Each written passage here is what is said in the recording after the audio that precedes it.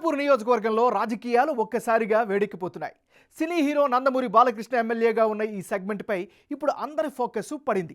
వరుసగా 2 సార్లు గెలుస్తూ వస్తున్న బాలకృష్ణ ఇప్పుడు కూడా హ్యాట్రిక్ కొట్టబోతున్నారా?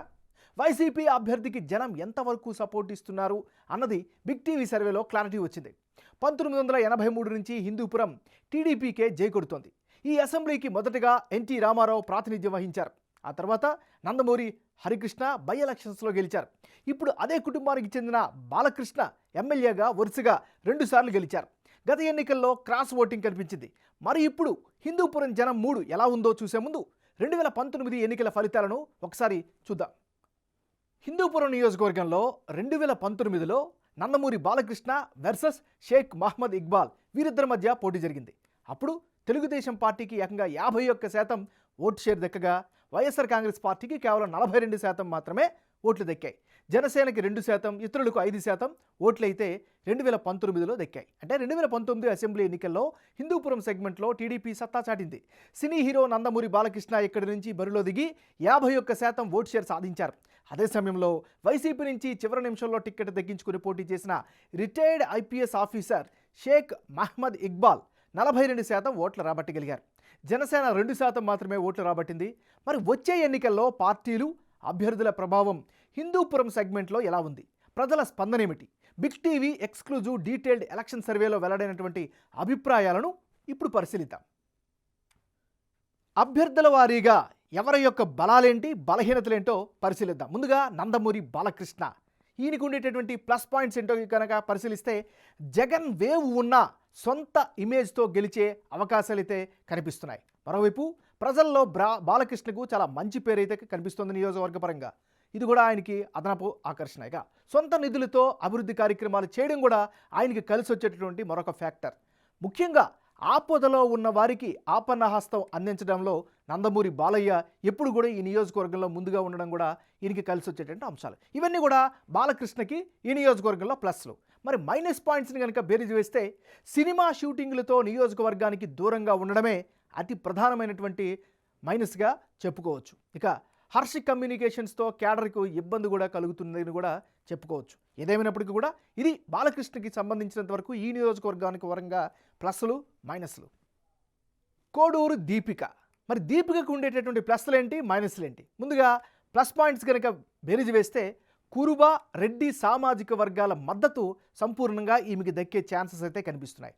మరోవైపు వైఎస్ఆర్ కాంగ్రెస్ పార్టీలో యాక్టివ్గా ఉంటున్నారు, క్రియాశీలకంగా వ్యవహరిస్తున్నారు. ఇది పార్టీ పరంగా కూడా కలిసి వచ్చేటటువంటి అంశం.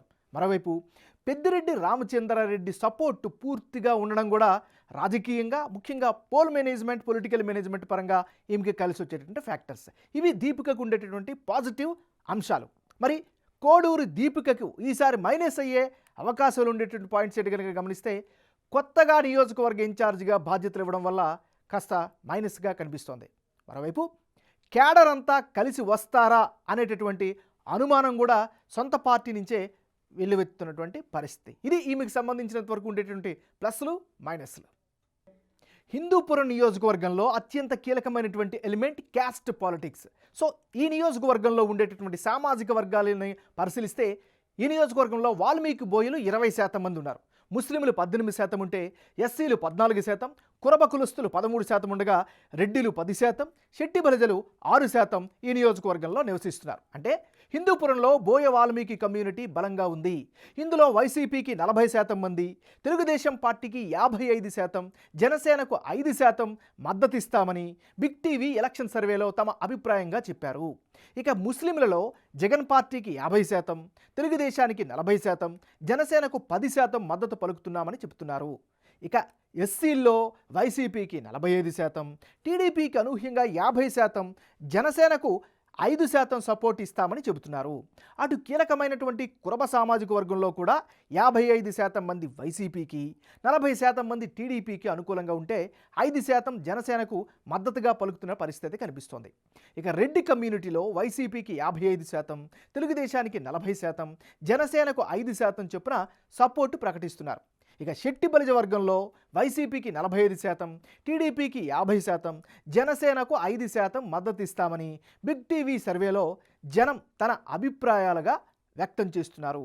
ఇది ఈ నియోజకవర్గానికి సంబంధించినటువంటి క్యాస్ట్ పాలిటిక్స్. ఈసారి ఎన్నికల్లో హిందూపురం నియోజకవర్గంలో ఎవరెవరు బరిలో దిగితే ఫలితాలు ఏ విధంగా ఉండే అవకాశం ఉందో ఒకసారి పరిశీలిద్దాం. ముందుగా నందమూరి బాలకృష్ణ వర్సెస్ కోడూరు దీపిక, వీళ్ళిద్దరి మధ్యనే గనక పోటీ జరిగితే అప్పుడు తెలుగుదేశం పార్టీకి ఏకంగా 56% ఓటు షేర్ దక్కే ఛాన్సెస్ కనిపిస్తున్నాయి. వైసీపీకి 38% ఓట్లు దక్కే అవకాశం కూడా కనిపిస్తోంది. ఇతరులకు 6% ఓట్లు దక్కే ఛాన్సెస్ ఉంది. అంటే ఇప్పటికిప్పుడు ఎన్నికలు కనుక జరిగితే హిందూపురంలో మరోసారి బాలకృష్ణదే పైచేయిగా కనిపిస్తున్నట్లు బిగ్ టీవీ ఎలక్షన్ సర్వేలో తేలింది. టీడీపీకి మొత్తం 56% ఓటు షేర్ వస్తుందని సర్వేలో తేలింది. అదే సమయంలో వైసీపీ అభ్యర్థి 38% ఓట్లు వచ్చే అవకాశాలు కనిపిస్తున్నాయి. ఇతరులు 6% ఓట్లు సాధించే ఛాన్సెస్ ఉన్నాయి.